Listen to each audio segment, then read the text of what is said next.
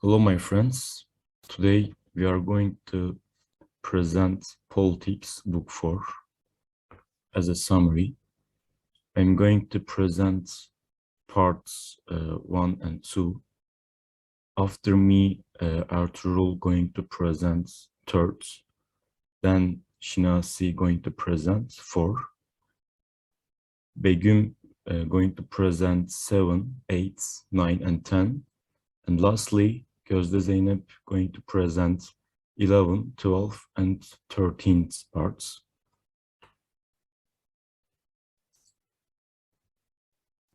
In the book 4, chapter 1, Aristotle's discussions take a more practical turn.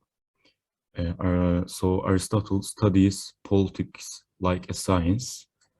There's a quote from the chapter 1.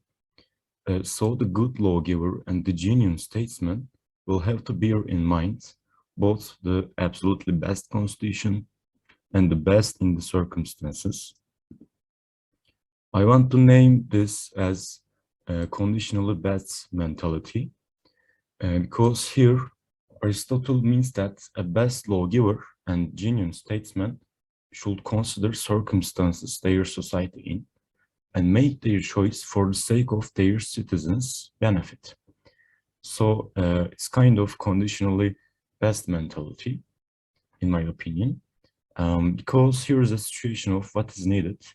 They only feel the possibilities, not thinking innovational, I think.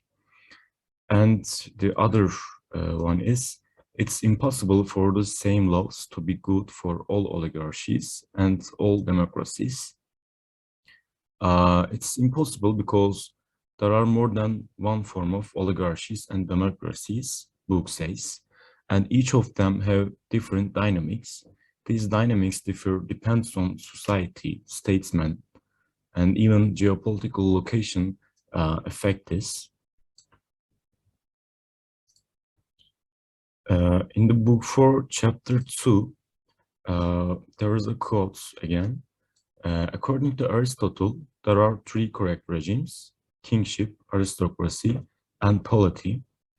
Before I'm going to explain this, I want to make a clear explanation about this chapter. In this chapter, here's an inquiry into constitutions and distinguish the 6. But by virtue of having already discussed the best constitution, but there are 2 of the 3 correct ones. Moreover, book says there's an order of merits. On the other side of coin, there's also perverted constitutions. These are also examining in this chapter, but in order not of merit, but demerit. This chapter mostly discussing the various constitutions, distinguish the sub-varieties of each constitutions in a more philosophical way. In the first quote, it says, according to Aristotle, there are 3 correct regimes: kingship, aristocracy, and polity.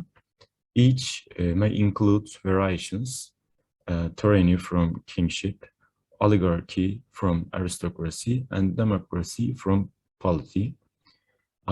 Aristotle believes tyranny is the worst deviation of government. The best type depends on the qualities of the city. For some, a democracy may be best, and for others, it's an oligarchy. The second quote comes from first quote: tyranny from kingship, oligarchy from aristocracy, and democracy from polity. The worst regime is naturally that which deviates from the first and most divine regime, kingship. Tyranny is therefore the worst regime, and democracy is the least bad of the divine regimes. Now, Arturo going to present chapter 3. Thank you for listening.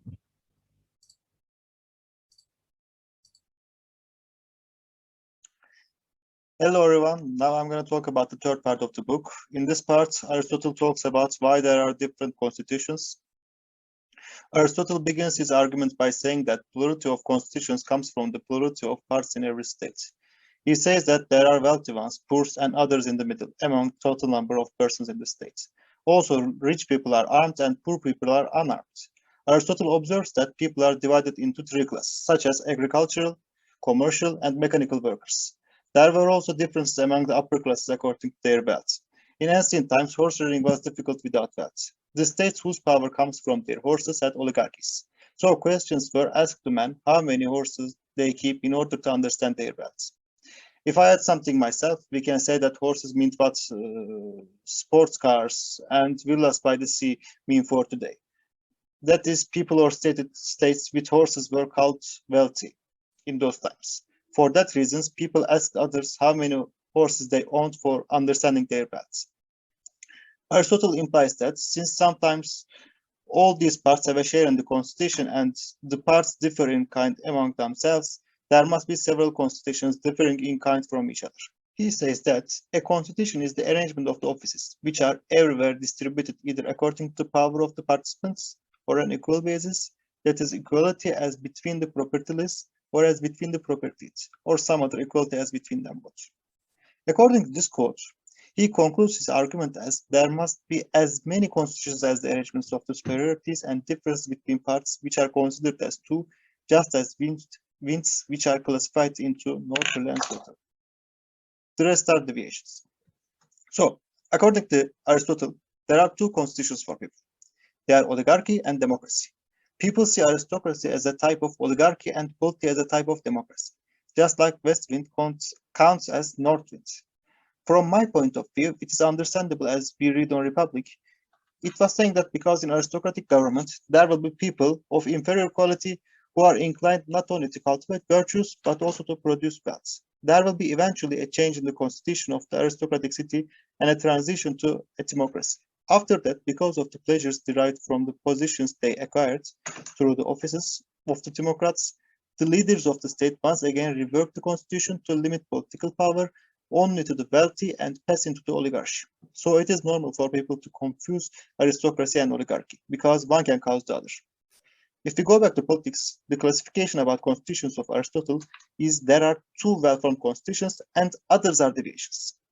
We label deviations as oligarchical if they are too strict and master-like, and democratic if they are loose and relaxed. That was the end of my part. Thank you for listening. Hi everyone, I will talk about the fourth part. Democracy and oligarchy are commonly defined in excessively simple terms. According to Aristotle, you cannot say whether a state is a democracy or an oligarchy just by looking at the numbers. And Aristotle argues that democracy is the rule of the poor, and people who rule in a democracy may be few or many. Most of the time they are many. Wealth, status, and numbers are essential to determine for classification.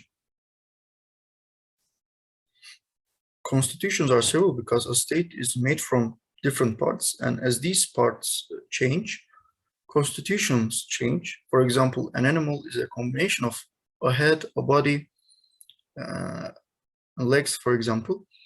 If you combine a head of lion and bear's body, it will be a different animal. So numbers of forms of animals will be equal to numbers of combination of essential parts. It does not happen for animals, but it happens for constitutions. These are the essential parts of the state. According to Aristotle, tillers of the soil, mechanical, the commercial, hired laborers, army. According to Plato, there are four essential parts. These are the weaver, the farmer, the shoemaker, the builder, and he adds metal workers and people in charge of livestock. Aristotle says that this state is just formed to satisfy the basic needs, not for a higher purpose. And shoemakers and farmers are equally needed for the state, and defenders take no part in the state until territorial expansion and war breaks out. And he thinks army is essential for a state, because a state without an army will be a slave to other states. And I think Aristotle is right about his objection to Plato. And he says a part of the state that decides upon and renders justice should exist. And the part that renders justice is the seventh part, and it is called well-to-do. Eighth part is the people who take care of official business. And these parts must exist, and it is essential that some citizens should have virtue. And people suppose that some capabilities may coexist in a person. That person may be a defender or farmer or judge. And these people argue that they have virtue, but no one can be poor and wealthy at the same time. So large numbers of the poor and small numbers of the rich are opposites parts in the state. So there are two constitutions. These are democracy and oligarchy. Democracy and oligarchy take various forms according to the dominant people type in the state. It may be fisherman, trader. There are the people, on the other hand, the notables. And there are several kinds of each of these. For example, they may be a fisherman or trader. And these are the 5 types of democracy according to Aristotle. First democracy type is democracy based on equality. This type of democracy also contains equality of the poor and the rich. The poor cannot rule by themselves because they are a majority. Other type of democracy is based on property qualification. It means only the people who have property may take place in ruling. In other kind of democracy, all people may take place in ruling unless they fail to pass a security. In another kind of democracy, every citizen take place in ruling and still law rules, but in another kind of democracy, majority rules, not laws. When a state is ruled democratically and according to the laws, there are no demagogues. Best citizens rule the state in a situation, but when it's not ruled according to the law, there are demagogues. In this situation, the people becomes a monarch. This type of democracy among democracies is similar to a tyranny among monarchies. Demagogues have great power because the people rule the state, and a demagogue rule the people's opinion. If you say such democracy is not a constitution at all, you will be right. It was end of my part. Begum will continue from now on. Thank you for listening.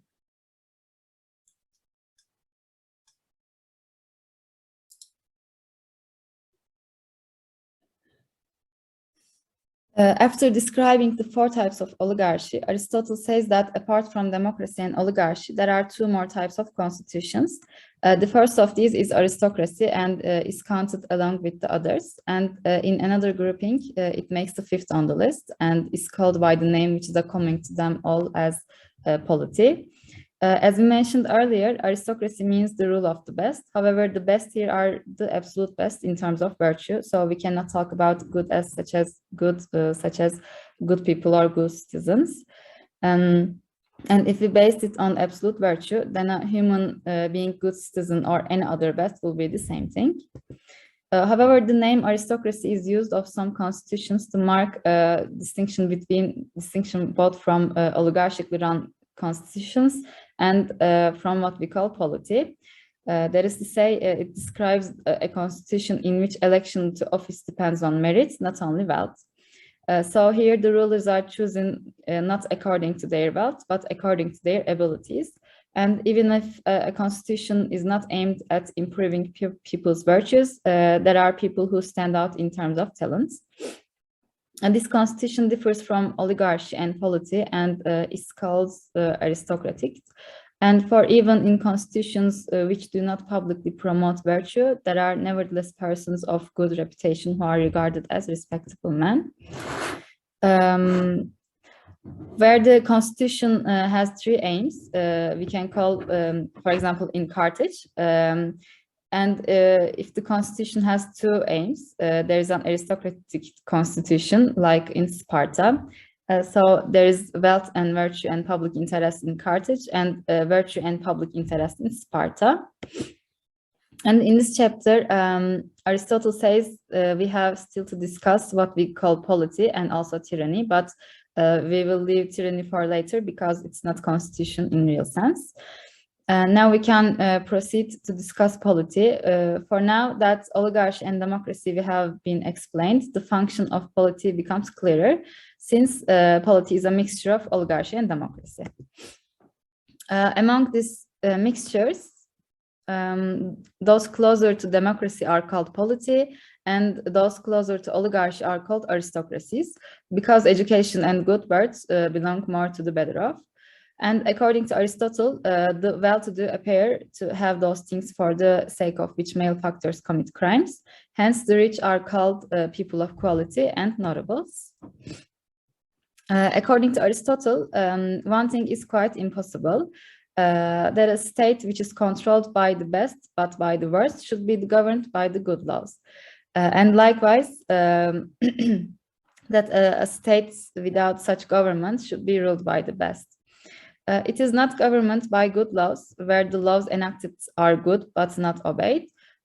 Government by good laws should therefore be understood in two senses: obedience to the laws laid down, and well enacted laws laid down by which people abide. Also, a further distinction is possible. Obedience may be given either to the best laws available to them in circumstances or the absolutely best. According to Aristotle, virtue is definitive principle of aristocracy, as wealth is of oligarchy and freedom is of democracy. For most states, the form polity is a misnomer, because the aim of the mixture is merely to have regard to the interest of both well-to-do and poor, both wealth and freedom, whereas almost everywhere the well-to-do and people who are quality are coextensive. And finally, Aristotle says that polity is a combination of well-to-do and poor, whereas aristocracy is a combination of freedom, wealth, and virtue. Thus, in this section, he showed that there are other types of constitutions besides democracy, monarchy, and oligarchy, and what their characteristics are. And in this part, Aristotle examines the nature of the relationship between polity and democracy and oligarchy, and what we need to be done for its continuation. In his words, our next task is to continue on from what has been said and describe how what we call polity develops in relation to democracy and oligarchy, and what has to be done in order to establish it. He says the definitive features of democracy and oligarchy will emerge at the same time, for we have to grasp the differences between these two, and then take as it's a totally from each other and each of them, and to put together. So what we need to do first is to take piece of each of them and combine them in different three ways. The first is to take the legislation of both. For example, in the matter of judging, in oligarchies, they impose a fine on the wealthy for non-attendance in jurymen in the law courts, and they do not pay the poor for their attendance.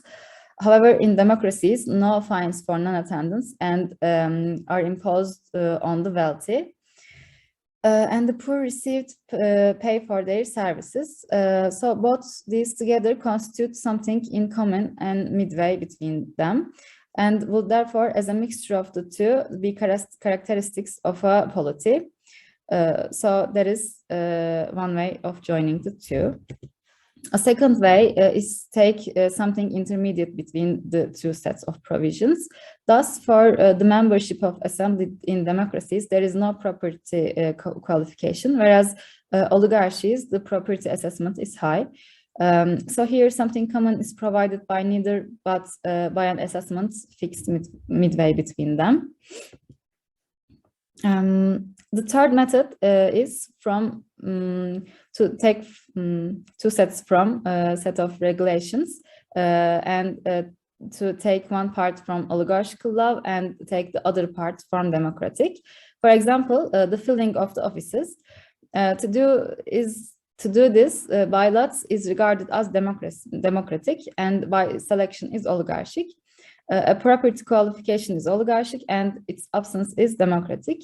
So we can take therefore one from each, an oligarchical election of officials and democratic freedom from a property qualification.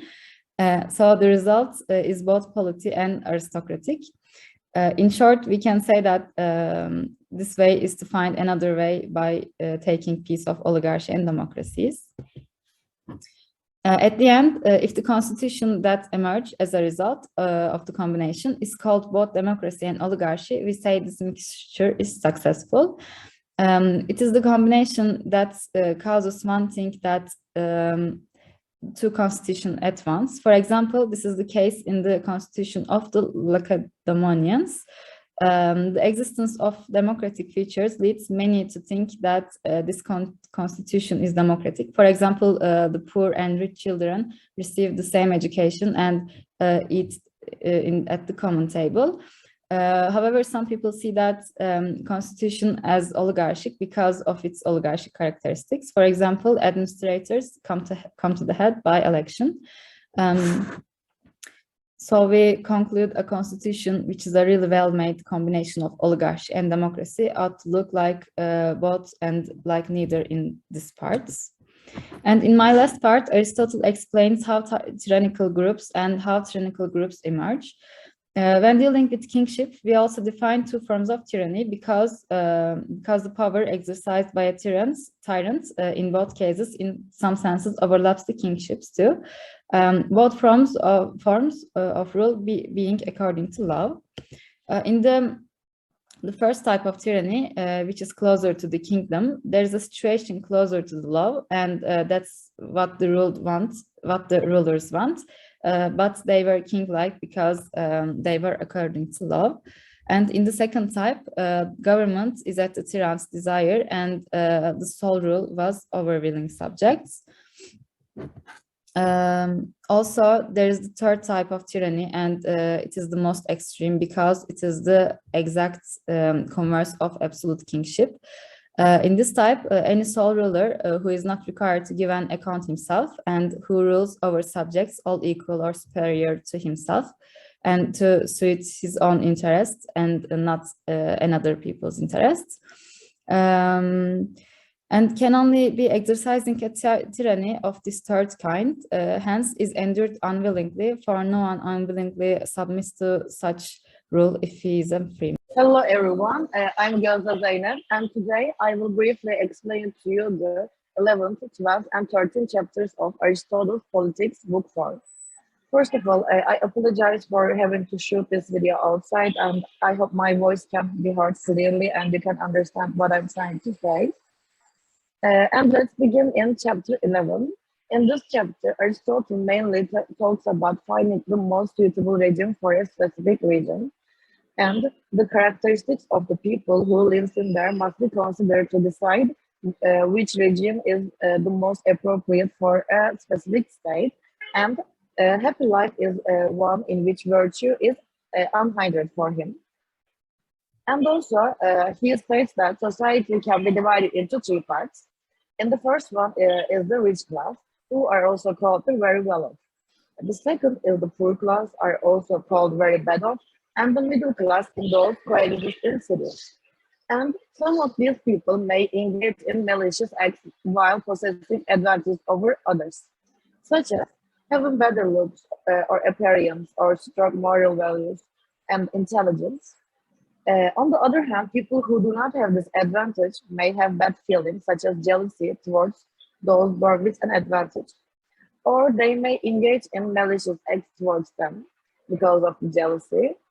And the humiliation of the advantage and the envy of the less advantage can be harmful to society. Therefore, for development aesthetic, the society should have as equal resources as possible, because when the resources are not equally distributed to the society, forms of government such as tyranny may emerge, and this negatively affects the peace of the society. That's why he argues that the distress should be from the middle class. And also you can see it from the slides. Aristotle says that being extreme rich or poor is difficult. And there are other negative sides being an extreme side, such as people who have super abundance of good fortune, strength, riches, friends, neither wish to submit to rule nor understand how to do so. And this is ingrained in them from childhood at home. Even at school, they are so full of relax that they have never grown used to being ruled. To sum up, we can say that Aristotle claims that the legislators who prepares the constitution should pick from the middle class. Not they should not be extremely rich or extremely poor. They should be in the middle of them.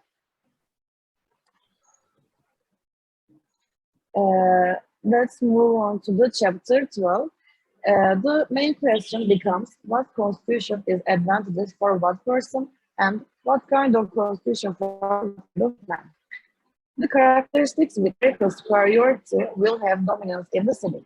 And in order to maintain this, those who want the regime to continue must be superior to those who do not want it. But still suffer when the dominant characteristics has lack virtue. And measuring states qualitatively, such as freedom, wealth, education, and good work, or quantitatively, which means numerical superiority, it is possible that quality may be present in one, quantity in another. But without quantity superiority being enough to compensate for quality inferiority. So these must be weighted one against the other.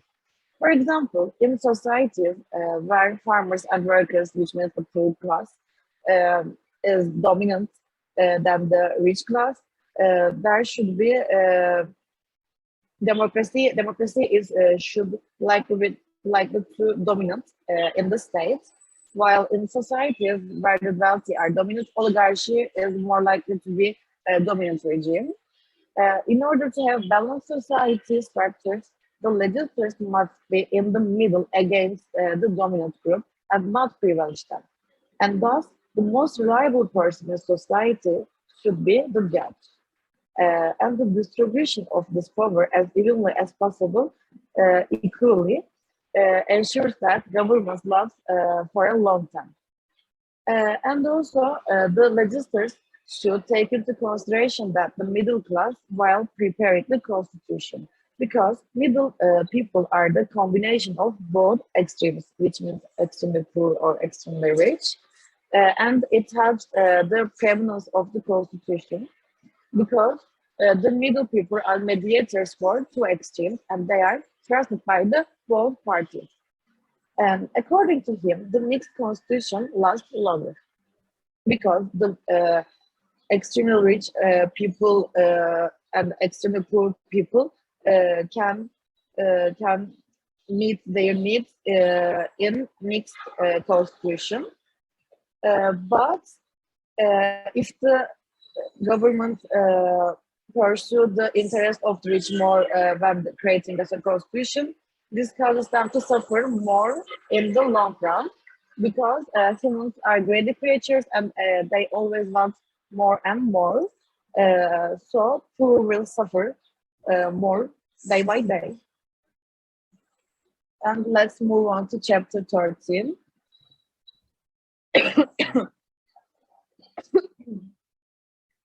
In chapter 13, Aristotle argues that regimes must decide who attends plenary sessions and how policy decisions are made. And he argues that the rich should be fined for not serving in court, but the poor should not. Although this view does not seem egalitarian in a way, I agree with him on this issue, but because the finance of the poor for this service, they do not affect them more negatively than the rich. But the fact that all people are fined find for disagreed encouraged for them to join the government. In some regimes, the poor are paid extra to join the government because when the poor do not receive the final salary, they may fail to participate in government, and this situation leads to dominance of the rich and upsets the balance of power in the society. Thus, there will be struggling, the society will struggle more and more because of the unbalanced power distribution. That's all for my part. Thank you for listening.